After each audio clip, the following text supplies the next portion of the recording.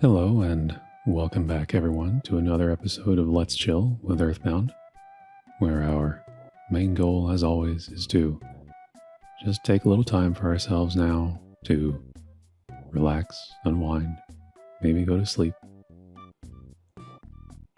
Last time we spent most of our time going through the Lumen Hall Sanctuary. Saw some interesting enemies, including a bunch of fobbies, always a joy. Fell down into the Lumen Hall itself, where we saw some thoughts projected from Ness in a rare appearance of his state of mind. And on finishing that experience, we have fallen down into the Lost Underworld, which is, if I may say so, one of my favorite locations in the game, just because of this music. So, we are all set to explore this area and see where the adventure takes us. So make yourself as comfortable as you can, as comfortable as you're able, and we will get started here.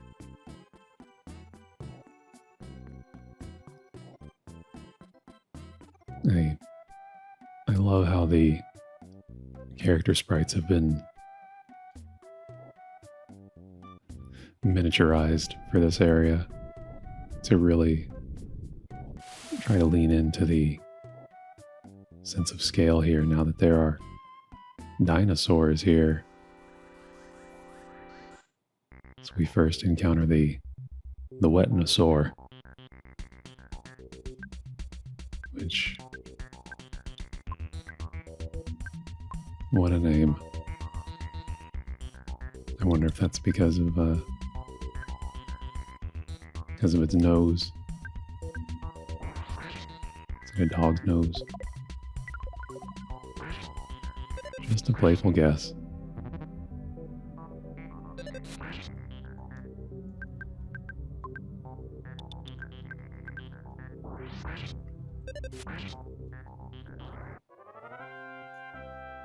And fittingly, the dinosaurs of this area have a reasonably large health pool.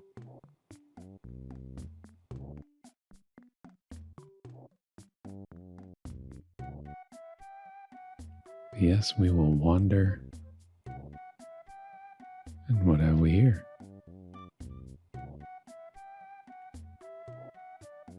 These are hot springs.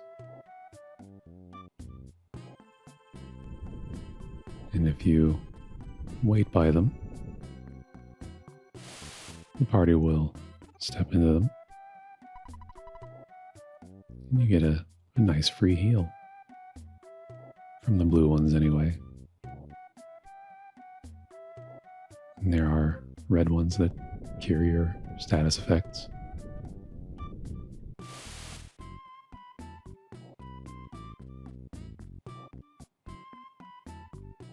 Reading this sign, it says, in case of danger, evacuate here.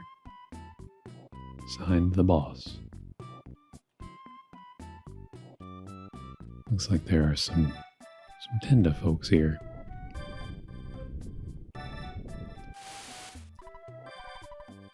They say you're strange, but you smell good. So I'll tell you a secret. Did you feel the earthquake a little while ago? We have earthquakes all the time here. After an earthquake, the hot springs will erupt. Yes, the blue springs are great for recovering health. Red is perfect for healing conditions.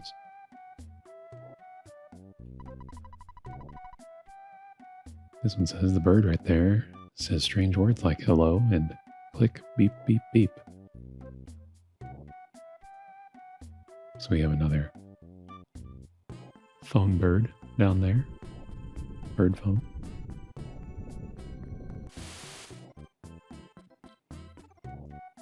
And it looks like there's a little present over there.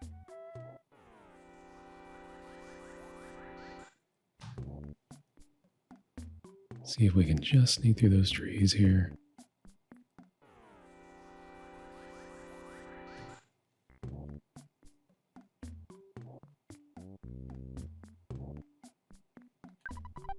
As we open the present and find a brain food lunch.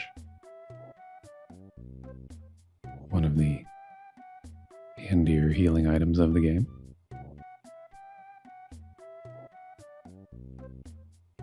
And we saw some chomposaurs over there, and I'm sure we'll run into them again.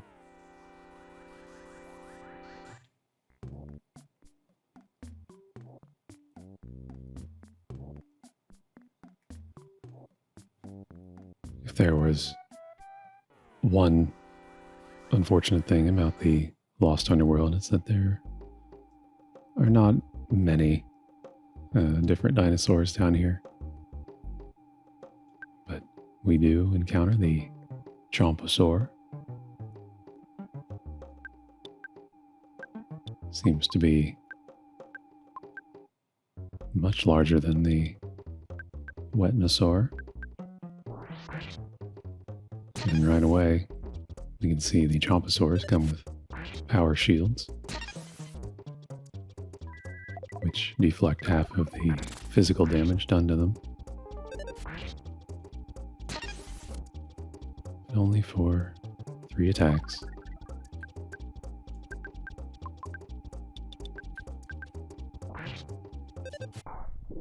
A big hit from Paula.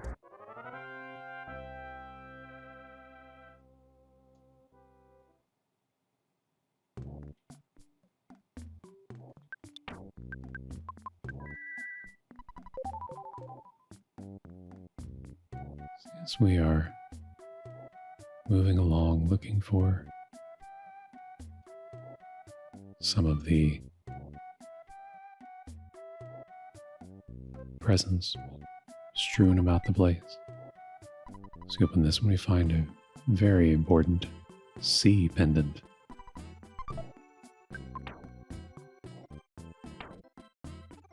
Sea pendant is a particularly useful item, as it protects from fire, freeze, and flash attacks. So it's the fire, rain, and night pendant all in one item. Very, very handy indeed. And we'll just avoid that chomposaur here. And continue moving on.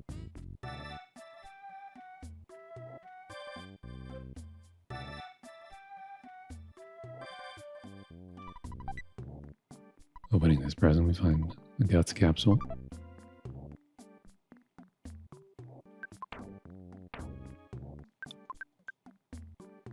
Which we'll use on Pooh.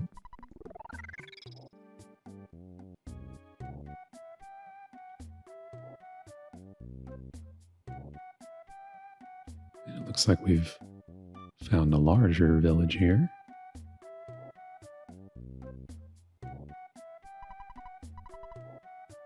One of them says, "You guys smell really good." Who am I? I'm a Tenda. Hey, what are you doing inside our dinosaur cage? I'm going to open the door and get you out of there right now. I'm the boss, so I will let you out. Thank you for the Tendacraut. And they help themselves to our Tendacraut. But now the smell surrounding the group is gone. So it's a win-win. I think it's interesting phrasing that he says we're in their dinosaur cage.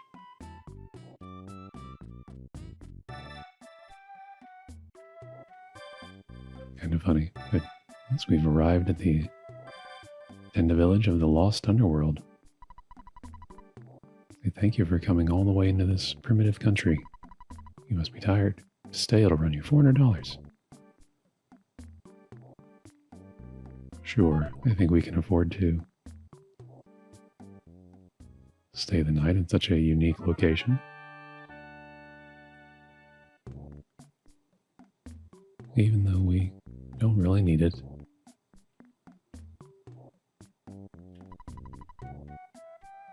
Someone says, why don't you see the talkative mystery rock? Rock really jabbers away. Yes, we will get to the mystery rock. Says we made a cage for dinosaurs and locked them up. That's what my brother tells me, but I don't believe it. He's just spewing out of his cake hole. Perhaps. Someone says, let's play store. My friend Ego loves this game. So, we can do a bit of shopping here. Alright. Bit of shopping out of the way.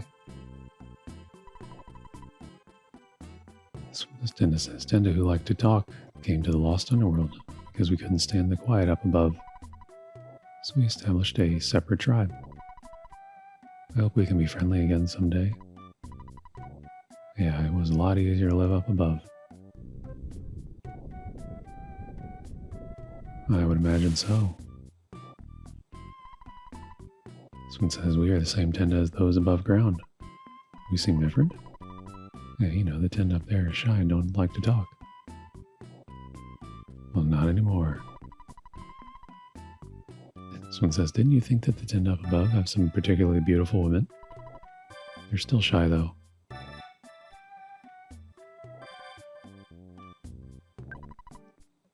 Yes, can be shy and beautiful. It's allowed.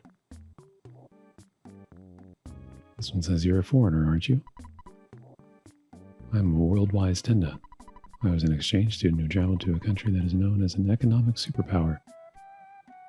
Well, this sounds familiar. My name is Ego Stike, or Steak. Stick? I don't know. So, Ego here can loan us some money, which we don't particularly need. Reading this sign here, it says, don't feed the dinosaurs in the cage.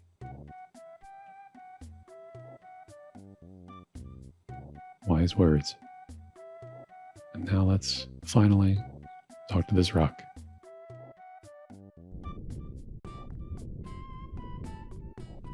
There are many earthquakes down here and they make it impossible to move.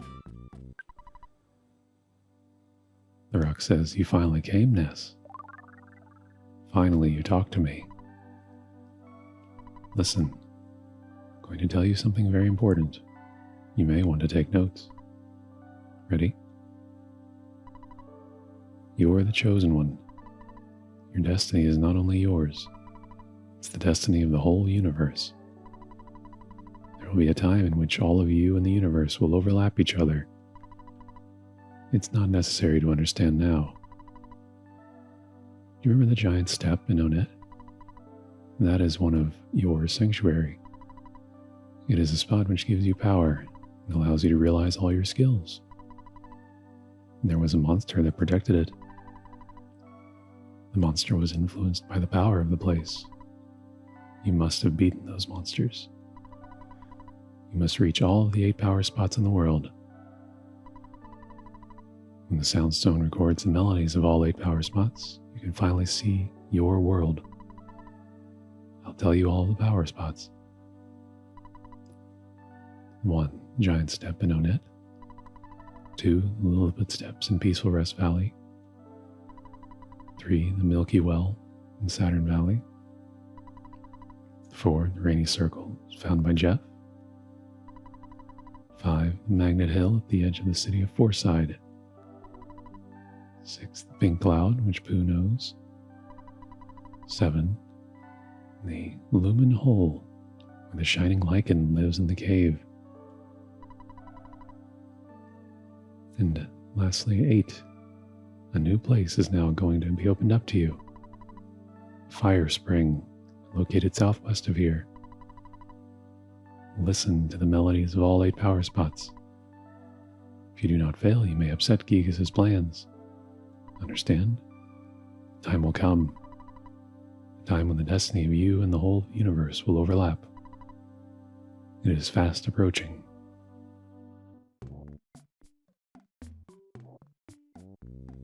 Well,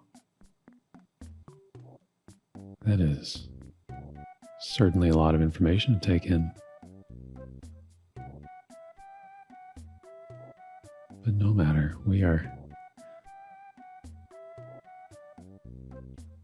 if destiny is set for us, then all we need to do is enjoy the ride.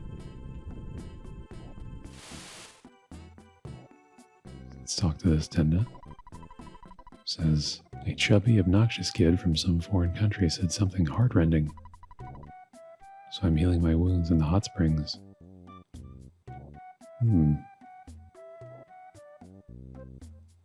I have to assume they're referring to Pokey, who we haven't seen for a while. I wonder what he's been getting up to.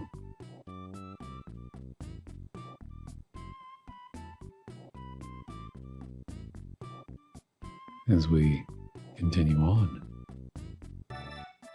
looks like there's a cave here.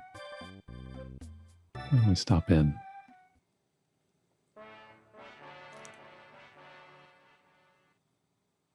And quite the strange place. Looks like we can't really explore here for now, so we will move on.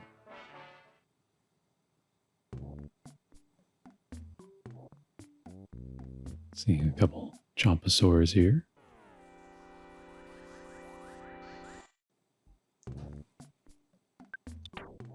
And cut it a little close in that fight there with Paula.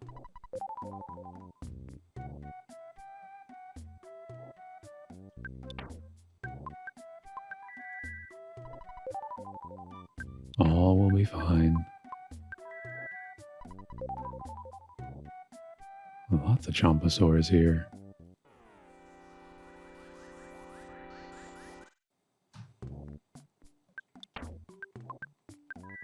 Oops. He needed it anyway. I don't think we can sneak through these. Oh, yes, we can.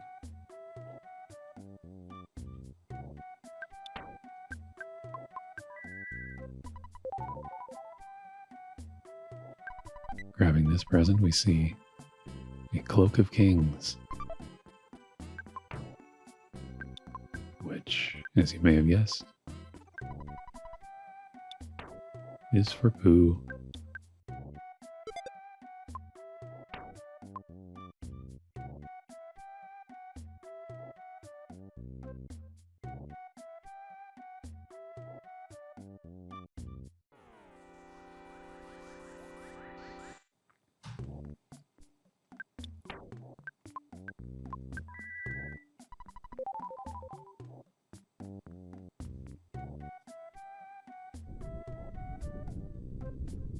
And I was hoping to get to that hot spring before it erupted.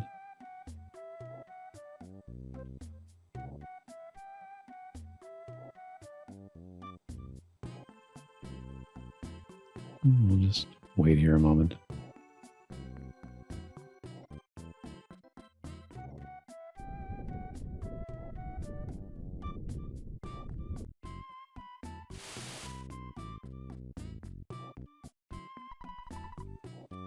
There we are, feeling refreshed.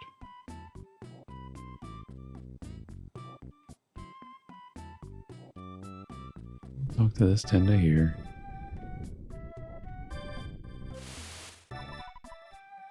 Says, here the dinosaurs don't come and attack me, so I can relax. Except now I can't get out.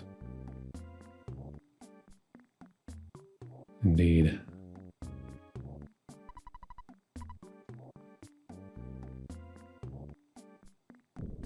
And seeing a cave entrance here, this must be the way into the fire springs.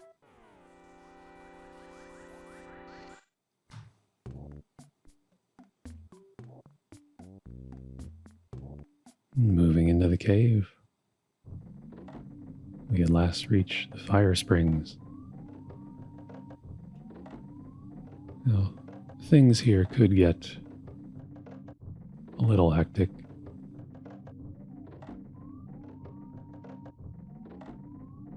Since this is the final sanctuary,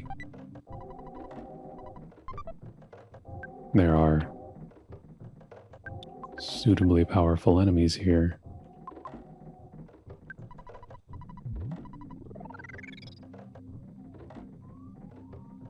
But it's not a large place, so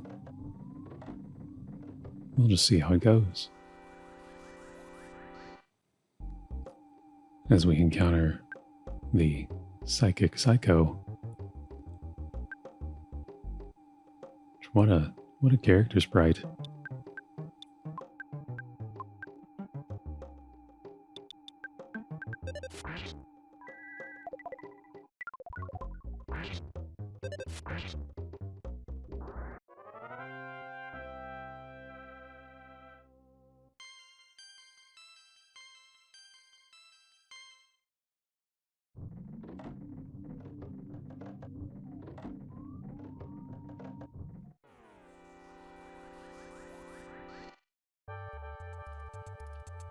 And here we encounter the soul-consuming flame.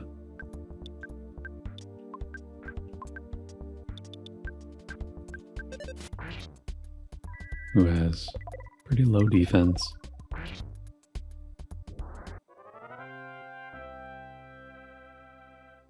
They are easy to take down, but have some powerful fire attacks as a result. And that's kind of the theme for this area, as you could probably guess. Lots of enemies with powerful fire attacks, as we encounter the major Psychic Psycho.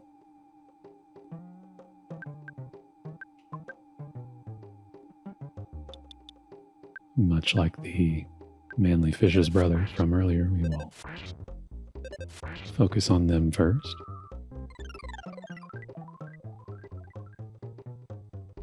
See, he creates psychic power shields.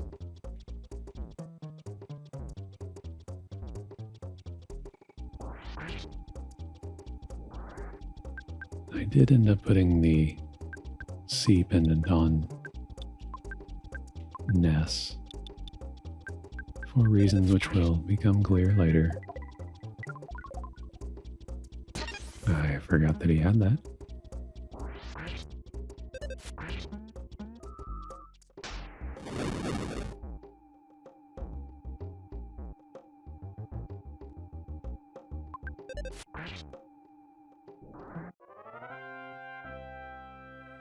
There we are.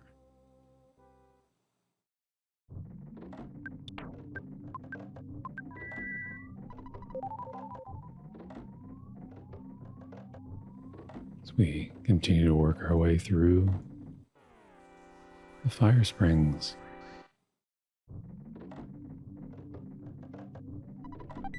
Opening this present, we find a cherub's band. I don't remember what it does. Increases your defense, keeps you from being hypnotized, and it increases your luck.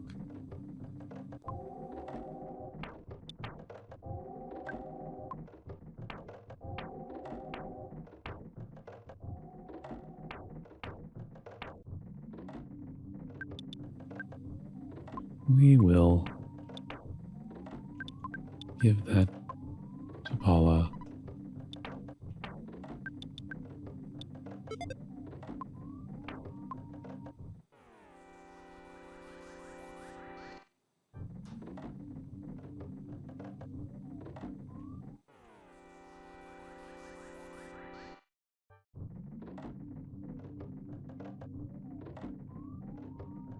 You can see this is kind of a more vertical dungeon.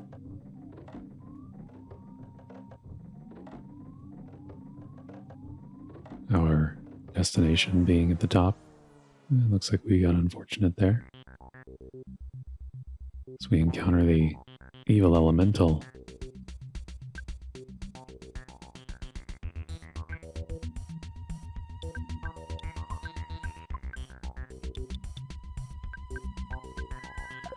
It's just a rather ghostly figure. It appears to be resistant to freeze.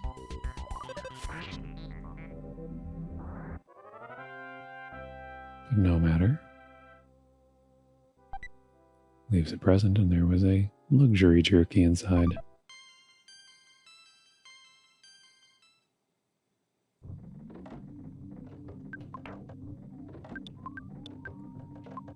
We aren't in terrible need of healing items at this point, but I thought we could get away from that, but not quite.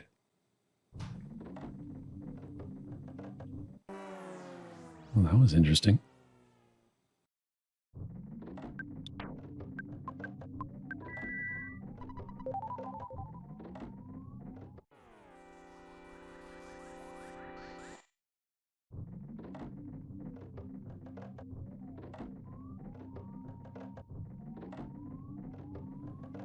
It has been a long time indeed since I've been through this place.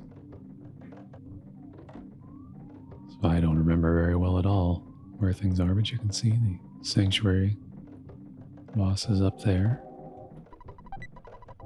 Opening this present, we find a moonbeam gun.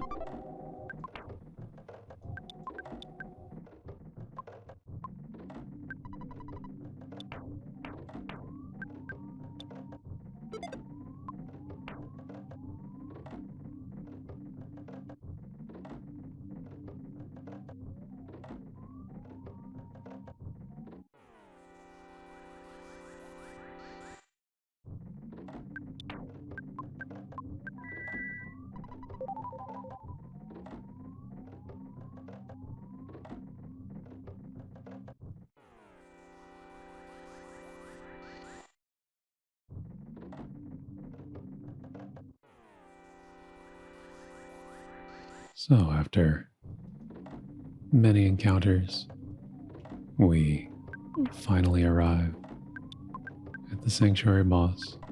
We'll just take a moment to heal up a little bit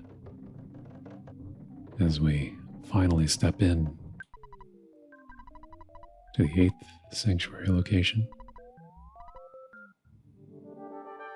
And we face Carbon Dog.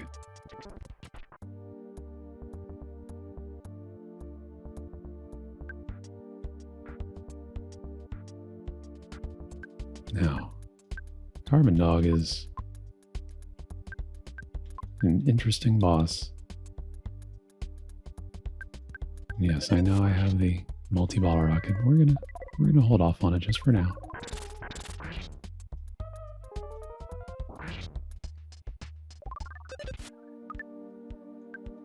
Getting a lucky solidify there.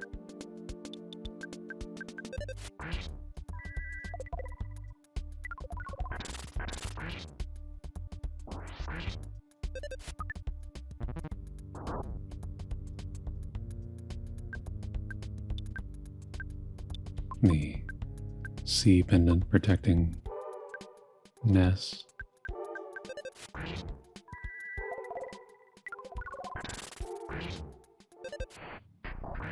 Big hit. All of a sudden, Carbon Dog gave off a rainbow of colors. Power shield deflects the attack. Carbon Dog has become Diamond Dog.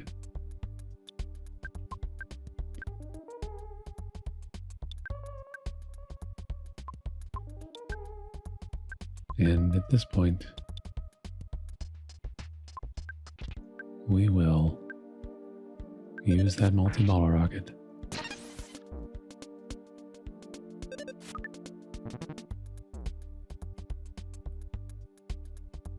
As Ness becomes homesick,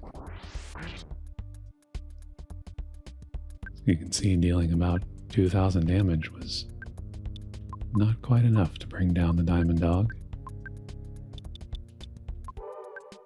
Seems reasonable. It's made of diamond.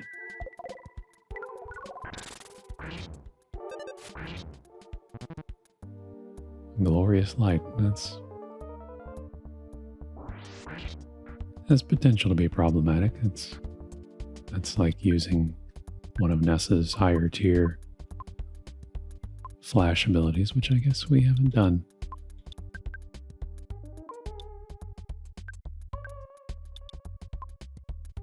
Maybe I will have to do a sort of exhibition of some of these abilities we haven't used at some point.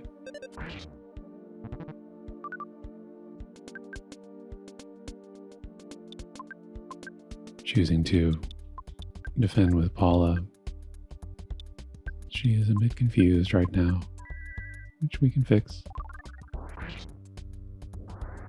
And with that, the Diamond Dog is defeated. We gain a ton of experience. Ness realizes life up Omega. She heals the entire party.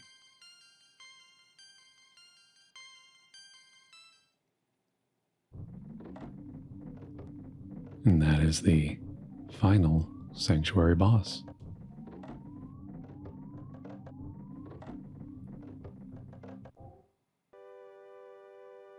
Here, as we approach the final Sanctuary location, I honestly had trouble coming up with something to talk about. Given its imagery, I considered the simple but meaningful messages of be a light in the world, or be the change you want to see in the world. But those are such actionable ideas that they almost become inactionable. You know what I mean? There's something about sitting around a fire and just being with yourself, with your thoughts. It's been suggested that the activity was perhaps mankind's first experience with meditative states. Have you ever considered that fire only gives off heat because cold exists? That the light the fire creates is because of the lack of light around it? Or that the fire even exists in the first place because someone or something is here to perceive it? In this way, as the universe may have allowed us to come to be, we have thereby enabled the universe to exist. If there were no beings which could perceive it, could one truly say the universe exists? We are star stuff looking back at itself, as Carl Sagan said. As a result, we can call this relationship we have with the universe a union, as each is not separate from the other at all. Maybe this all sounds like arrogant nonsense to some, but I find comfort in this arrangement with the universe, rather than being made to feel distinct from it. It's funny the things you can think about sitting around a fire.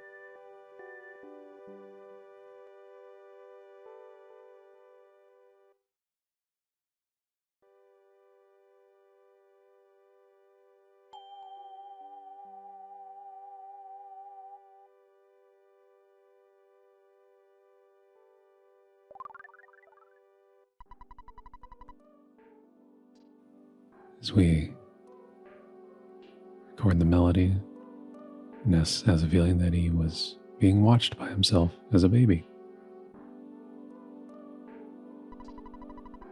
And we record the melody of the fire spring.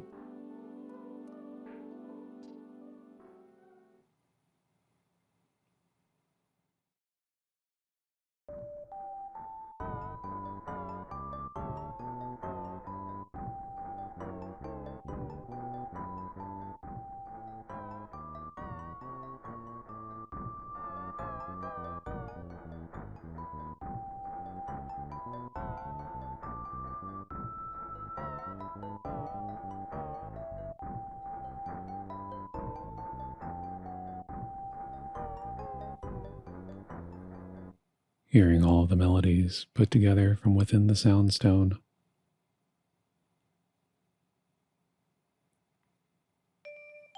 Ness begins to have a vision.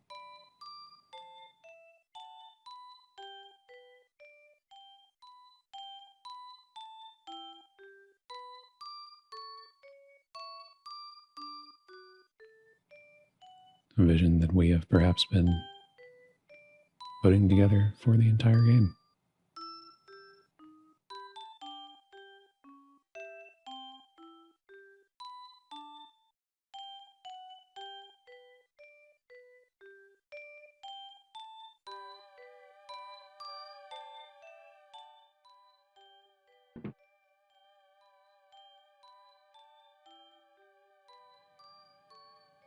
Going into a familiar house with a puppy version of King.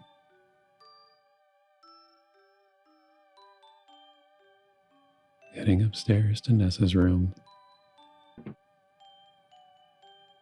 where there's a crib. So hear someone say Ness. I think Ness is the right name for him. And he smiled just from hearing his own name. Do you think he likes it? Try putting that red cap on him. So they laugh and say, it's too big, but it looks good on him. I hope King won't be jealous of the baby. Let's celebrate with some chili. Yeah. These people will grow up to be a hard worker just like you. I don't think he needs to be rich or famous, but I want him to be a thoughtful, strong boy.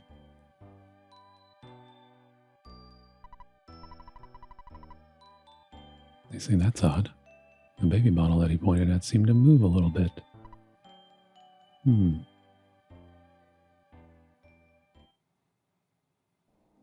So just a very nice scene, but something appears to be happening.